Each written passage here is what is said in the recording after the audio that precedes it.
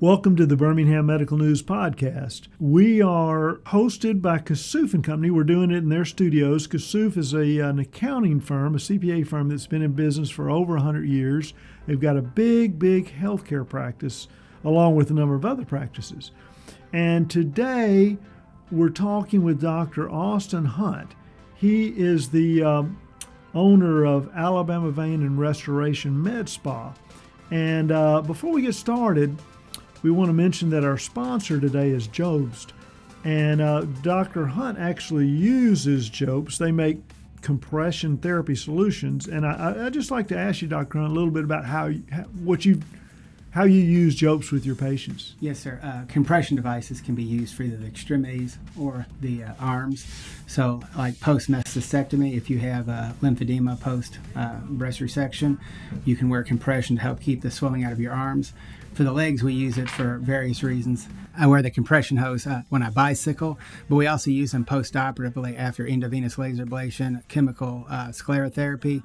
We use them to help the patient recover post-procedure. You can also use them for long-distance trips. People don't realize when you're flying or you're in a car for various amounts of hours, you're at risk for developing DVTs or superficial thrombophlebitis.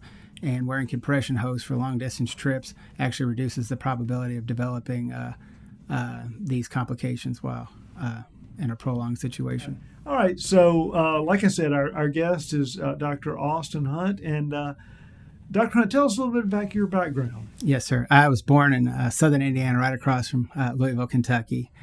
When at a young age, I decided I want to be a doctor, mainly because of my father's dad passed away when he was 8 years old of rheumatic heart disease, aortic valve. Mm-hmm. So I went to med school in Indianapolis, which is Indiana University Med School. Mm-hmm. And then you after you graduate, you look for what's called a residency. And before you become a heart surgeon, you have to be a general surgeon for 5 years. And I came down and interviewed at Caraway, and I loved Caraway. The staff was wonderful. Dr. Laws and all the other attendings there were wonderful. Mm-hmm. So I selected that as my place to do my general surgical training. And after go ahead. Sorry, how'd you end up down here from Indiana, though? So what happens in residency, you look for spots to train at. Okay. And somebody had mentioned that Caraway was a great program, and it really was a tremendous training. I had a great time. And that's where I was exposed to Dr. Kingsley, who was a vascular surgeon at Caraway, and Dr. Harvey, and they helped train me. And then I completed my training in thoracic and cardiovascular surgery at the University of Kentucky. Okay. And and so then after that, I went out and spent a couple years in Colorado, and I'm just a bluegrass type of guy. So when you get out to Colorado, it's all desert, and I just couldn't handle that. So I came back and I trained residents for 4 years in Memphis, Tennessee. Okay. And then Dr. Kingsley and I ran into each other somewhere, and he was talking to me, and I was starting to already look at venous disease because actually in Colorado it was amazing. It was like around 2004, and nobody at this time was doing vein surgery. Very few guys were doing it, and so there was a guy in Colorado, and he healed a venous wound, and that was when I was saying what. He healed a venous wound, and that amazed me. So Kingsley got me interested and then brought me here and trained me. I trained with him for 6 months, and then I've been doing vein surgery since. Okay. We were going to talk to you today about venous reflux disease or reflux disorder. Mm-hmm. So the first question is simply, what is venous reflux disease? Venous reflux disorder is a condition where through dilation of the one-way valves in the saphenous vein, blood reverses flow. So in other words, what happens is when we stand up, gravity wants to pull the blood from our head to our feet. When we lay completely flat, the venous pressure in our head and our feet is the same. But when we stand up, blood falls from our head to our feet. So to prevent the blood from flowing the wrong direction and staying in our legs, we have 21 valves in the saphenous vein and roughly 13 to 16 in the small saphenous vein. And this prevents what we call regurgitation or reflux down the vein.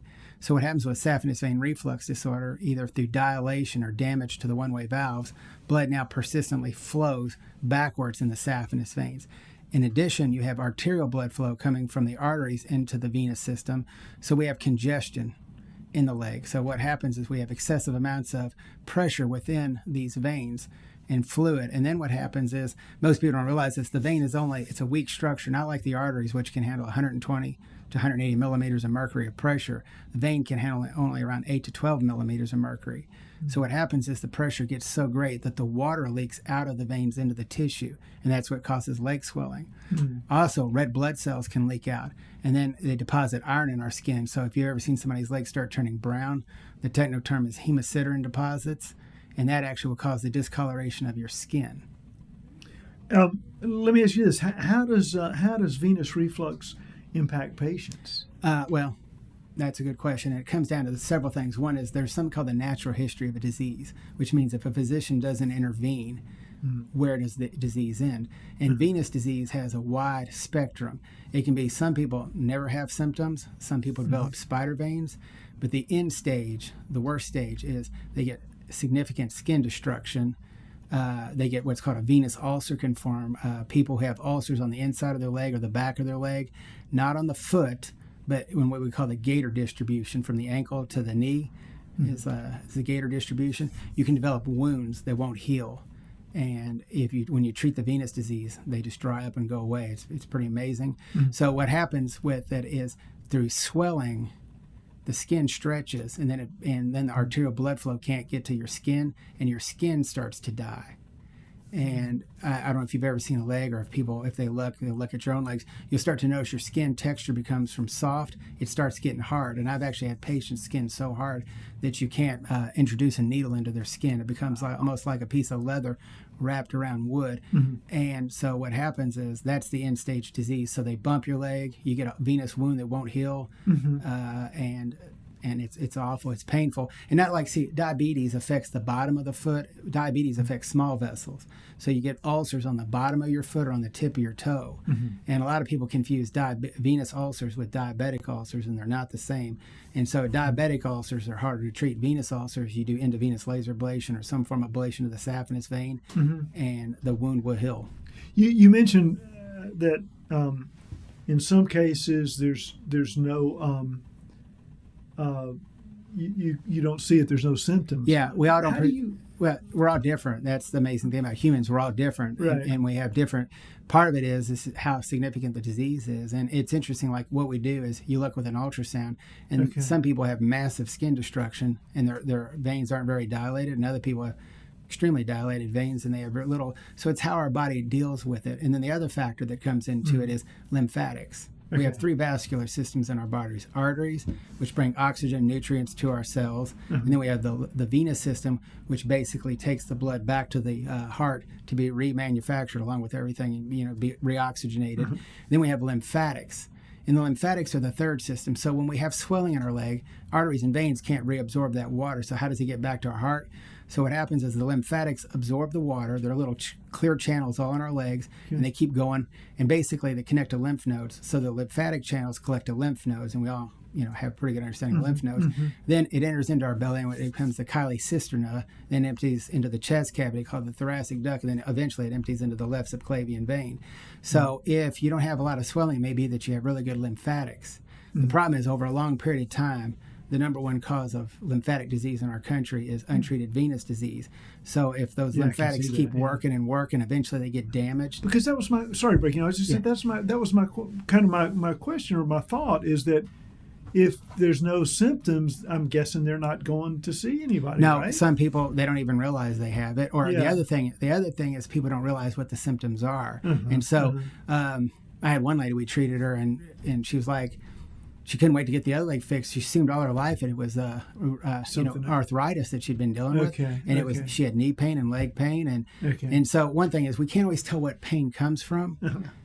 Meaning it's like a little red indicator. Pain tells us there's something wrong, but it doesn't tell us what's the cause of it. And I remember we had one gentleman, orthopedic surgeon, had referred him to me to treat his leg before they did a total knee replacement, and we took care of the veins and took care of the giant varicose veins that were on his knee, and his knee pain went away. So even though he had no cartilage, MRI showed there was no cartilage, treating his venous reflux disorder actually alleviated his symptoms.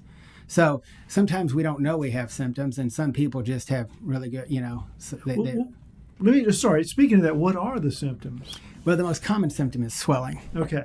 Swelling. leg pain. And leg pain, it can be sort of, and again, it's hard to determine it, but people feel like they have cramps. Their legs feel heavy at the end of the day. So one of the things is, and this was amazing. It was when early in my career, I treated a lady with reflux disorder, and her swelling went away. She lost 20 pounds of water out of each leg. And I'm not kidding, it was amazing. And the amazing thing too is then her legs were lighter and she could walk again. You know, and I'm heart surgeons are like General Patton, you know, I don't want to hear excuses, get up and move. So I was thinking, you know, she was not being sincere. And actually I taught me a lesson because she could walk again. And a year later she lost 100 pounds. Wow. So, but think about this, if I strap 20 pounds of water onto each of your legs, at the end of the day, you're tired, you're exhausted, they hurt, they ache. And so what we notice is after the procedures, people's legs feel lighter. They don't have leg cramps. Now, there's multiple reasons for like leg cramps, but the majority of the time when we treat venous reflux disorder, their leg cramps go away. And that's the thing. Not they don't go away all the time. There's other causes, but it's pretty amazing. It will help people. And in some indications, there's another thing that I this is just my observation, but there's something called restless leg syndrome, and I've noticed yes, of course. There's two types. There's a type that I call the real type, or you're complete, like we'll sedate a patient, and you've got to hang onto their leg because it's wiggling everywhere. And about a third of the time that gets better. So people say, well, why didn't it work the other 2/3 of the time? Well, sleep apnea and other reasons can cause restless legs as well. The same thing. Then there's the other type that I think most of us that have venous reflux disease have, and that's where you're constantly moving because moving causes the calves to pump the blood out of your legs. So like jettisons it out. And so it alleviates your pain. And so the person is intentionally moving a lot? Yeah, but they don't recognize they're moving because just by moving alleviates the pain. So subconsciously they start moving more. And I noticed, you know, people move and they constantly move. And then when you fix their legs, it's like, I don't have to move anymore. So that's another reason. So what happens, like, what are the consequences if it's untreated? Well, untreated, the number one thing is it can damage your lymphatics. And then you have persistent swelling. Two, like I was saying, the leg will swell to the point where the arterial blood flow is compromised. In other words, if the pressure actually gets so great in the leg, you know, all flow goes through our body based on pressure. So if the pressure gets so great that the blood can't flow from the deep system or the arteries to the superficial system, the skin, you don't have blood flow to the skin, so the skin dies. And the medical term for it is called lipodermatosclerosis, which just means hardening of the skin.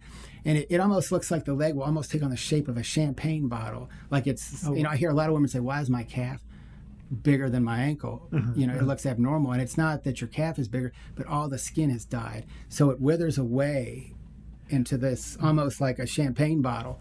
So that's one of the consequences. And another one that I learned was that varicose veins, we think of them as cosmetic, but untreated varicose veins, now I can never predict if you're going to get a blood clot, but once you get a blood clot in a varicose vein, it's been my experience 40% of the time there is the risk that it can propagate or grow into the deep system. Now you've got what's called, you go from superficial thrombophlebitis to deep vein thrombosis.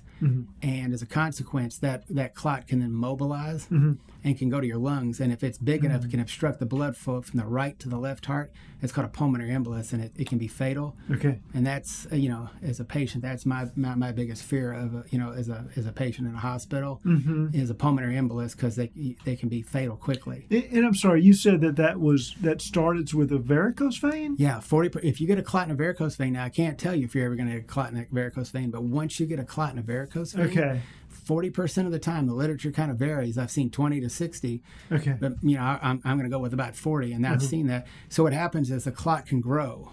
I try to explain it like a skydivers when they jump out of the plane and they keep grabbing each other and they form this huge mass, and then it grows into the deep system. So now you have what's called a deep vein thrombosis, which is really serious because here's why.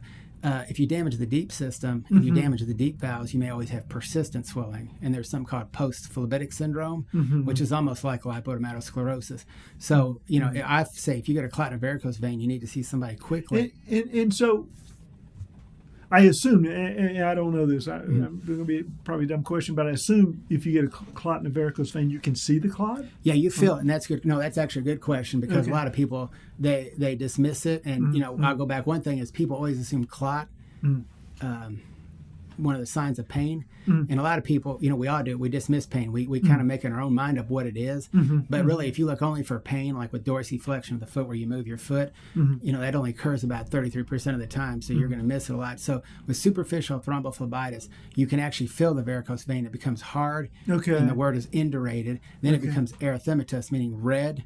And it can have focal heat in it, not your whole body didn't have a fever, right. but So it's locally hot. So the person is going to have an idea. They're going to know something's wrong. Yes. Yeah. And so, a lot of people, there's a lot of people even in the and again, I'm a former heart surgeon. Right. And I didn't realize, how much I did know about venous disease and start treating people. And then you quickly start learning all this stuff. And one of the things is, you dismiss a varicose vein as being just a trivial cosmetic thing. And I can't tell you the number of people I've seen it propagate into the deep system.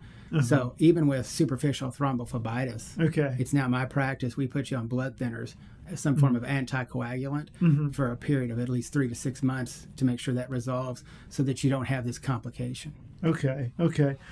Getting back on the, well, I think you really just answered my question. So I was going to ask you. Oh, I guess there's a couple other things I should point out too. Go ahead. All right, sure. One of the things is now people look at spider veins and we just kind of think, well, that's an end stage thing, and people think it's cosmetic, and the majority of the time it is cosmetic. But there are situations where it will spontaneously rupture and bleed on a person, and they can lose a significant amount of blood. Okay. And so that's one thing. Another thing you were talking about, complications or adverse outcomes without treating your spider veins. Now, not all of them, but there'll be some of them you can just really tell they're going to bleed. And so when you think about it this way, it's sort of like this glass right here. If this glass breaks, what's keeping all the cold air? Nothing. And so it all goes out. So as a consequence, there's no tissue around it to tamponade it. So what happens is people can bleed and bleed and bleed. Oh man! So the blood's just coming out. And so we've seen it. And I heard a lady one time. She said it was shooting across the room, and I was like, it's not arterial. Then I started thinking about it. Now remember, I said the valves don't work. So as a consequence, you have a column of pressure. Sort of like a submarine at the surface, there's no pressure and it dives. The pressure on the submarine keeps getting bigger. So if you can imagine at the top of your groin, where the saphenous vein enters into the deep system, there's not as much pressure. But you start going down to your ankle. Now even though it's a venous system, which only should be 8 to 12 millimeters of mercury, now you have 120 millimeters of mercury in your vein. So there's 120 millimeters of mercury on those veins, and so really it can shoot across the room. And I had my very first patient I ever treated as a vein specialist was a young man that they kicked him out of the pool because he bumped his leg and bled. And I was and it's one of those things where I've heard through the grapevine somebody actually passed away from bumping one. And so I'm sorry. So they were bumping a varicose vein? No, a spider vein. Oh, a spider vein. I'm sorry. So I guess what a spider vein is, they're usually little purple or blue veins on our legs. And most people don't like them because it makes their leg looks bad. But what can happen is the vein gets very elongated and tortuous and very, very big. And you may only have like one. I mean, you can actually see through. Well, when I did heart surgery, the vena cava, which is the largest vein in the body, we used to run a special catheter through it, and you can actually see through the venous system, and you can actually read the name of the catheter because that's how thin it is. So if you can imagine, now you've got a spider vein on the skin that is very, very thin, and you bump it, and so those things are, I'm sorry, just really, really fragile. I mean, if all you got to do is bump it. Yeah, it can. Yeah. And so what happens is the best thing is just to treat it with medicine, to make it go away quickly. We inject a little chemical, it scars it down. So, but then if you get to a situation where somebody doesn't know how to do that, there's been consequences. Well, let me just, you mentioned, so you treat spider veins, you inject a chemical. What about when somebody comes to you, they've had a blood clot in a varicose vein? What do you do with that? Well, it depends. If it's acute and fresh, what we may do at the time of an operation is do what we call we drain it, we excise the vein and take the clot out. If it's been there for a while, or there's various reasons, what I'll do is I'll put them on blood thinner and let the clot resolve. And the blood thinner doesn't dissolve the clot, but your body does. But what it does is it prevents the clot from getting bigger. So we have a fibrinolytic system that actually degrade the clot. So I guess the classic one, if people are wondering, like, you ever heard of a transient ischemic attack where you have a stroke but it's not complete and it goes away quickly? That's because the fibrinolytic system in our brain kicked in and dissolved the clot and allowed us to get reperfusion to the brain.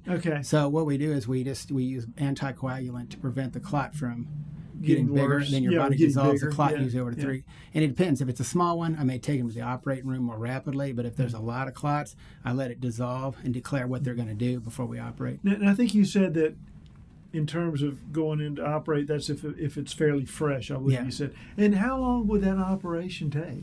Well, so I guess that we do it at the same time we do the operation. Okay. So for me, it takes about 45 minutes to an hour and 15, 20 minutes. Is the patient completely sedated, or is it just like, Yes, we the sedate area? patients. Okay. So we use, it's the same stuff they use with colonoscopy. They call it Okay. twilight Oh, yeah, medication. My mentor used to say it's just like having a couple margaritas. You fall asleep, you wake up, and the operation's over. In our office, and typically it's about 2 hours you're there from the time you check in to the time we leave. Okay. And R.I.P. Jimmy Buffett Yeah. with the margaritas. So but the operation itself, we don't make incisions. So like for what we do is make a little stab incision. Okay. And we have special little devices, and we can extract the clot through nothing bigger than an 18 gauge puncture. So you get That's interesting. so you get a good cosmetic result as well as Okay. So it's just a puncture. yeah. So Wow, everything that we do interesting. is through a puncture. Now, what about? All right. After any of those procedures, Mm-hmm. how long does somebody need to wait before they can start, doing serious exercise? So the standard thing is what we do is we make you wait 2 weeks after the final operation before you can go back. So we typically will do a staged operation every 2 weeks. We give you a break for about 2 weeks, then we come back and so say for example we treat your right leg first. Okay. You got 2 weeks, and then we come back and treat the left.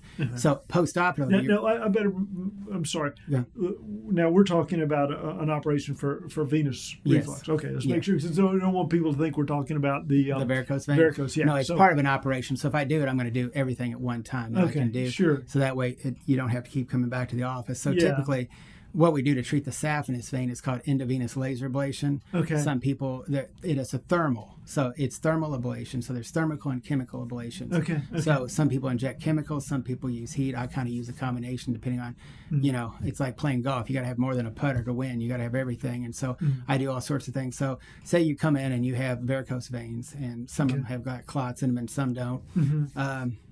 And I will operate on people on anticoagulant as well, because I'll come back to that. But there are certain groups of people who are genetically programmed to form clots. Okay. And my staff, we look for them all the time. So, so what we do is you go to the operating room, so we sedate you under sterile technique, just like, like a real big operation. Sure. We do everything under sterile technique. I use an ultrasound. I cannulate the vein. We put the laser fiber in. And then we use a numbing medicine or solution called tumescence around the vein so that you don't feel anything. And then we just cauterize the vein. And what's interesting was it took 1,700 years ago, but Marcus Aurelius was the last great Roman emperor. I remember. Yeah, And he absolutely, had a physician named Galen, and Galen postulated that if you could get a wire hard enough and insert inside the saphenous vein, you could treat venous disease. But it took technology, one being sterile, two, pain medicine, because nobody's going to let you put a 700-degree wire inside your leg. Yeah. And then the ultrasound has really changed. That's how we diagnose the disease. We use an ultrasound. And in addition to what I do, I can actually do ultrasound, so we kind of look. So then we ablate the vein through heat. Okay. And then the varicose veins, you can actually see them. They'll like bulge. Those are the big veins. We mark them. You take a little blade or a little 18 thing, and we puncture them, and we have a device that looks like a crochet hook. And you sounds graphic, but we hook the vein, and then you sort of pull it out like an earthworm out of the leg. Okay. And so that vein is gone. It will never come back. Oh my God. So the laser is 99% effective. Okay. So I mean, when we ablate that saphenous vein, that vein is gone 99% of the time. I didn't realize that the vein is actually gone. Yeah, it's that. gone. That's So pretty and wild. that brings up a question. People always want to say, well, how does the blood get back to my heart? And that's something always. And what you have to realize is, the deep system, which normally does about 90% of the work, it drains the muscles, the tissues, now has to do all the work. It's draining all the blood back to the heart. It's taking all the blood back because the saphenous vein is stealing it and taking it the wrong direction. It's almost like you really need a picture. So if you can imagine, you're pushing, the deep system's taking the blood back. The shallow vein is stealing it and taking it back down. So it's like you having to work harder. So when we ablate that vein, it just allows all the blood to get out of your leg. And really what the procedure does, if you look at the end result, it decompresses the leg. So what we have is excessive pressure in the leg, secondary to the reflux disorder. When we get rid of the bad vein, it decompresses your leg. Okay. And so the phlebectomy is we just hook them and you take them out. And then we do chemical sclerotherapy. There's various forms of doing sclerotherapy. Okay. And we just inject the spider veins, and it takes maybe 3 or 4 rounds over a period of time to get the spider veins to go away, just because that's the limitations we have in this time, but the veins will go away. Okay. And then people are back to, so afterwards you wear compression hose for 2 weeks, and then after the final operation, 2 weeks later, you're back to doing whatever you want to do. And I will say the day of the operation, I do what's called necessary activity. You can go to the bathroom, get somebody to move around the house. The next day you can do whatever you want. So pretty quick. Yeah, so it's a quick, Yeah. And so most people are back to work the next day. Oh, wow. That's, And they're doing what they want to do.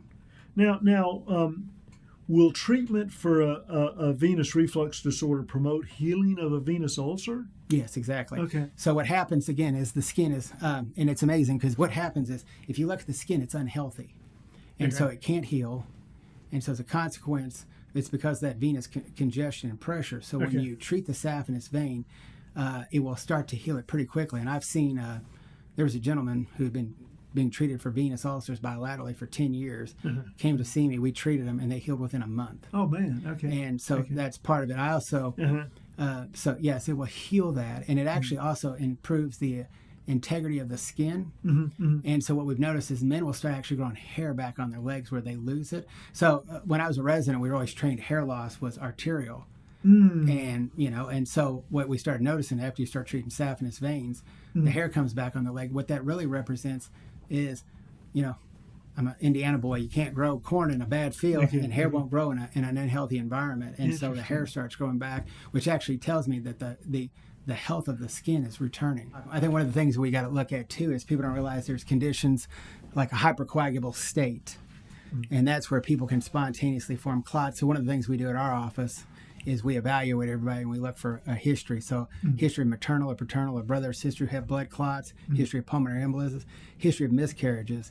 The placenta is basically like a vascular spacesuit. So if the baby develops a clot in that placenta, you could have the baby could die. You could have a miscarriage. And I remember in med school, there was a young lady. She had 9 miscarriages, and she kept having strokes. And she had what's called not a protein CNS deficiency. Lupus anticoagulant factor. And I was reading over it, and that's I figured that out. It was one of those shining moments as a med student, but far and few between. But the point being is, so we evaluate people for that, and we come across a lot of people that actually have a hypercoagulable state. And the beauty is not only do you protect the patient, but you can actually help identify family members and protect them as well, because it is hereditary. Genetic, okay. Yeah, so it's called thrombophilia, which, we all know hemophilia. These people like to spontaneously bleed. So you have thrombophilia, and those are people who spontaneous clot. Okay. And so we work up a fair number of them to make sure these people are safe. We take that when we do the operation, before we operate. People like that you just said they spontaneously clot. So how do you know, so you have a patient who comes to you? So we'll do the history, and we'll kind of look and talk to them, and then we'll refer them to a oncologist, hematologist who does the blood work, and then we converse with them and make sure. And that's why sometimes we will operate on anticoagulants. I had a lady come up from the Caribbean because she had a protein CNS deficiency, and we operated on blood thinner, and she did fine. Okay. And I guess another thing that I think is significance is, when I was a heart surgeon, it was amazing because I thought I was curing people, and you do to a point, but you don't really prevent anything. And some of the stuff we do as heart surgeon was tragic and sad. We're operating on people that are going to die, but with venous disease, not only do I cure you, but I prevent the progression of the disease. And going back to the natural history is what happens if a physician doesn't intervene. So by intervening, we can actually prevent the skin damage. You can prevent people from getting ulcers, and you can prevent all that stuff. So that's the beauty. So if you find it early, it will eliminate these skin damage issues. And by the way, does insurance pay for any of these three? Venous reflux, varicose veins, or spider veins. So they'll pay for the chemical or thermal ablation, and they'll pay for the sedation, and they'll pay for the microphlebectomies. That's the term we use to remove the varicose veins. And I want to step back. There's something too, yes, but they do. Now the other thing, they want co-pays, compression hose, and spider veins they will not treat. I mean, they will not pay for. But it does cover Yes, venous, right? Yeah, it covers that. So the only thing it doesn't cover is spider veins. Okay. And I try to charge a fair price, and so we try to, because we want people to do it and try to protect them. So it covers. It doesn't. It cover. That's about the only thing it doesn't really cover, the cosmetic spider veins. I see. And so those are, I guess, the three that you spend the most time with, I assume. Is that right? Yes. Venous reflux, spider veins, and microphobectomies. That's the majority of the practice, yes. Okay. And then the other thing is we deal help with lymphatics. So so what happens is there is lymphatic disease as well. Okay. So some people will show up and they have lymphatic disease and not the venous disease. So treating their veins isn't going to benefit them. Well, we still take care of them. Are these these people who think they think it's venous reflux? Well, they're not sure. So they come to us and we evaluate them and we kind of look it over. Okay. So there's a subset of people, and you can actually have lymphatic disease and venous disease. Oh, okay. And so, but some people just have, their veins are completely normal, but they have leg swelling, and that's lymphatic damage. And there's various reasons to cause it. The most prominent, again, is venous reflux disease in our country. And then the other is we see a fair amount of when a young lady has her first period, her menarche, an estrogen actually causes sclerosis of the lymphatics in some young ladies, and that will cause their legs to swell. And, they had tiny legs before, now their legs are very swollen and edematous. So what we do is we get them into compression therapy where they actually do manual compression and they massage their legs. Okay. And they actually, and I was really amazed. The first time I saw somebody do it, I was impressed with how dedicated these ladies and gentlemen are at squeezing. What they do is it really massages. They push it into your abdomen, and they sort of force it, and they bring it back up to the left subclavian vein, which empties into to the left subclavian vein, and that's where it empties. Then what we can do is we can get them into compression hose therapy, and then there's pneumatic compression that you do at night. So you get home from work or whatever you're doing, you can put your legs in a device that the insurance will cover most of the time, and you put your leg in this, and through sequential compression, it squeezes the fluid back out of your leg and help decompresses it. Well, one last thing I thought about as we were talking, how prevalent is venous reflux? I mean, I think most people have it. Really? I think the majority of our society actually has it. Okay, because I guess we're so many of us are sitting. Yeah. For all day. Well, but see, sitting or standing, it's the same thing. It's immobilization. Yeah. There was a study, and so the only people that really, the people who are less likely to have venous disease are somebody that's always on the go. And so, like, whether you're sitting at a desk or you're standing and doing something. Like a heart surgeon or a computer specialist, you're immobile. Right. Like, when you operate, sometimes you're standing in the same spot for 6-7 hours in a case. Yeah, you mentioned before we went on that you had stood for 37 straight hours in surgery. Yeah, when I was a resident, I couldn't do that again. But when I was So, but really, when I came, actually, it was interesting because probably then I diagnosed myself and I wasn't even aware that I had reflux myself at that time. Oh, you did? Yeah, well, I didn't realize it. So what happened was when I finally got to go home at the end of the second or third day, my legs were hurting and they were heavy, and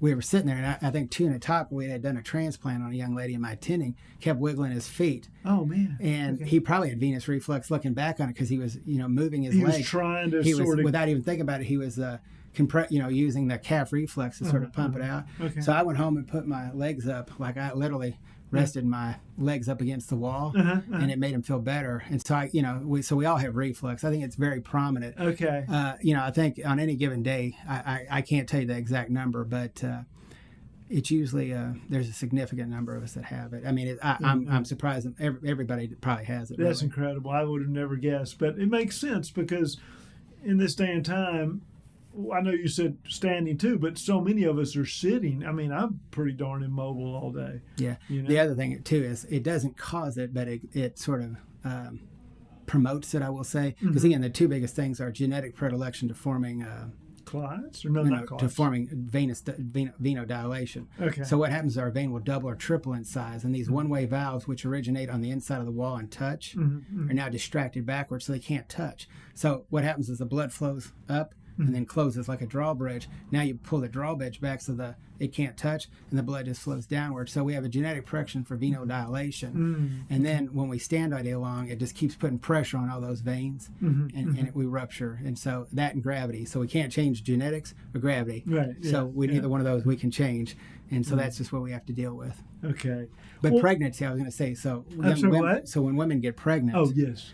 And so what happens is typically your first child, about 20% to 25% of women will get it. And then about the second child, it jumps up to 40. And then it gets about, after the third child, you're about 70%. Wow. And so what happens is they get the disease. And people think it's better to wait until you're done having children. And that's actually not true. It's better to get, like, if you know you're going to have more children and you recognize venous disease, it's better to go and get your legs fixed. Because number one, when a woman gets pregnant, about 60% of the weight she gains is pure water. So now you've got more water in your body, and it's putting pressure on those legs.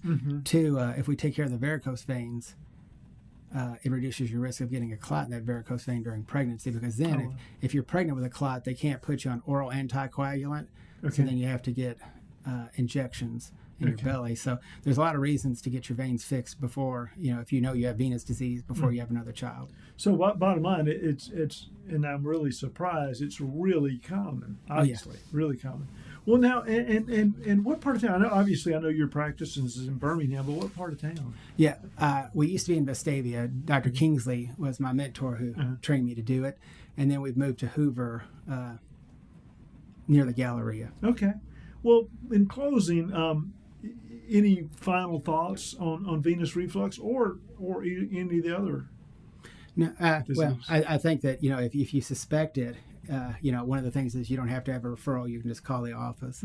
Okay. So, so that's one thing. And I think, too, the majority of people really do, there's a lot of people that have it and can benefit from it. And from all the, I remember in my time at Caraway, that's where I trained to do my general surgery. And we were, I think, Caraway was one of the first to have a wound care center. And what I found interesting was, when we first started doing it, it was diabetics, vascular disease, and the majority of the wounds were vascular disease. And the things that really that shocked me was the people that did have venous disease, their wounds are so painful because with diabetic disease, you get neuropathies, and so you don't feel the wound on your leg. I mean, somebody can debride it and you won't feel it. With a venous disease, it's a highly sensitive wound. Okay. And so then it's interesting, over the transition from that, we've seen more and more. Now it's becoming almost venous wounds. And mostly. Yeah, it's mostly venous wounds. And so the benefit is, by getting your leg treated, it'll really protect you from that. And to me, it's amazing. And I couldn't believe, how I thought I knew a little about venous disease. And then after spending my time with Kingsley and then practicing all the years I have, I was really amazed at the significance of venous disease and how much of an impact it has on people. Well, great. Definitely want to thank you a lot for your time and all the information. And want to thank Russ Dorsey here with Kasuf for basically doing all the engineering and putting it all together for us.